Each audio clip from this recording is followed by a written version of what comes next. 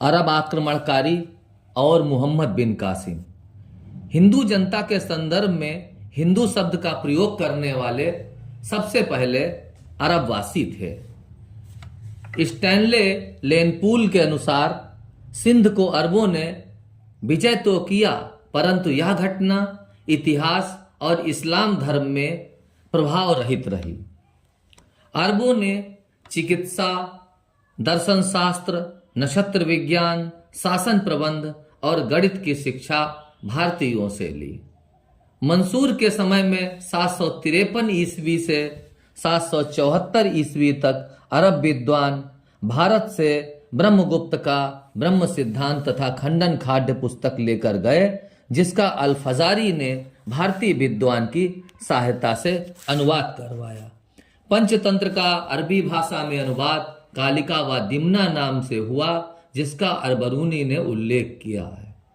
ऐसा विश्वास था कि सूफी मत पर बौद्ध धर्म का प्रभाव था। अरबों ने दिहरम नाम के सिक्के सिंध में चलाए, ऊंट का पालन और खजूर की खेती प्रारंभ कराई।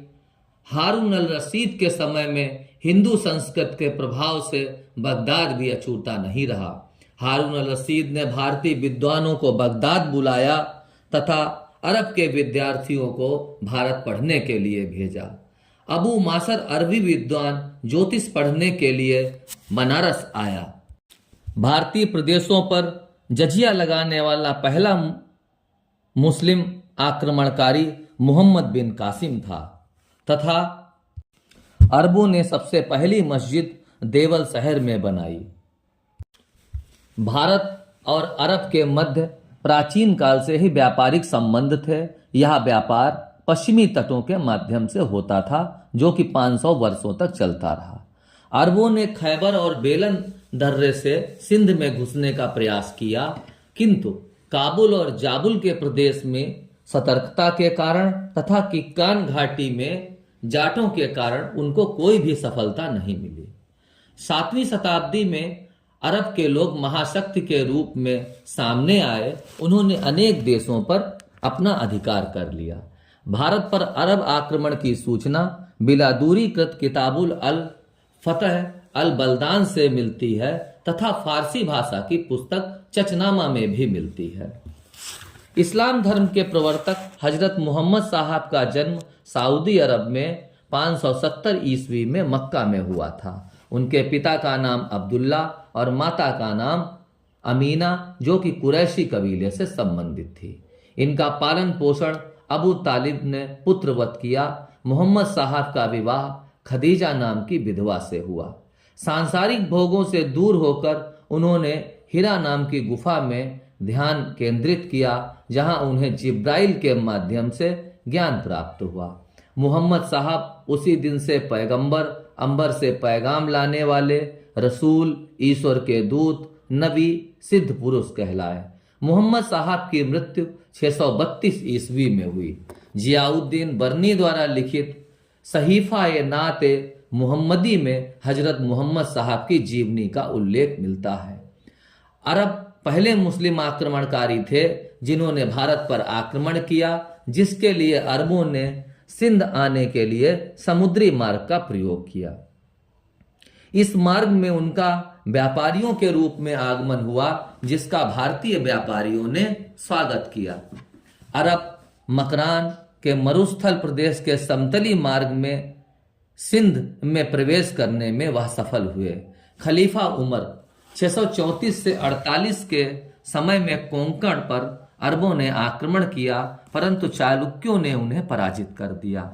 वेलशांग के अनुसार सिंध पर शूद्र वंश का कोई राजा राज्य करता था, जिसकी राजधानी थी एलारा, जो हर्ष के समय में स्वतंत्र होने वाला पहला राजा था।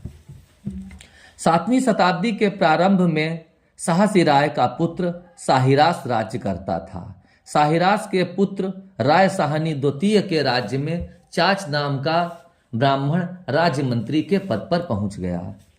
राय साहनी के मरने के पर चाच ने उसकी विधवा से विवाह किया और चाच से 2 बेटे दाहिर सिप और दाहिर और एक बेटी पैदा हुई। चाच के समय में उसका पितृ दाहिर शासन करता था अरब आक्रमणकारी के समय सिंध आपसी संघर्ष में फंसे हुए थे। यहाँ पर बौद्ध धर्म और ब्राह्मण धर्म प्रचलित थे। साहिरास के वंशज बौद्ध थे और चाच के लोग ब्राह्मण धर्म के अनुयायी थे। कुछ विद्वानों के अनुसार अल हज्जाज इराक का जो गवर्नर था उसकी भारत पर आक्रमण करने की उच्च महत्वाकांक्षा थी। सर्वप्रथम खलीफा उस्मान ने भारत को जीतने में असफल प्रयास किया और दूसरा प्रयास हज्जाज ने भारतीय राजा को दंड देने के लिए देवल पर चढ़ाई की, जिसका तात्कालिक कारण यह था कि श्रीलंका से आने वाले अरबों के जहाज को देवल बंदरगाह पर डाकू लूट लिया करते थे और इनकी स्त्री को बलात्कार करते थे। तीसरी बार हज्जाज का दामाद मोहम्मद बिन कासिम ने सिंध के राजा दाहिर को 20 जून 712 में राजौर के युद्ध में मार डाला। राजौर का किला अब मुसलमानों के अधीन हो गया। अरबों ने देवल में अपनी मस्जिद बनवाई और दाहिर के पुत्र जयसिंह ने कुछ समय तक मोहम्मद बिन कासिम का विरोध किया, परंतु अंत में उसने इस्लाम स्वीकार कर लिया।